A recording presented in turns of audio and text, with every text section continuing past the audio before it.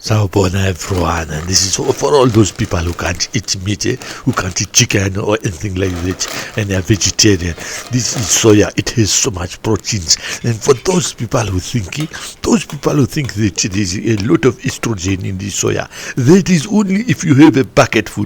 But who has a bucket full? I'm telling you who has. I have tried. You must make sure that the soya chunks are fresh, and it is so easy. It is so simple. All you have to do, but please use drinking water. All you have to do is soak it, and it is ready. And then, just like the previous recipe, the butter chicken one, instead of chicken, just add the soya chunks. How it is so simple and easy.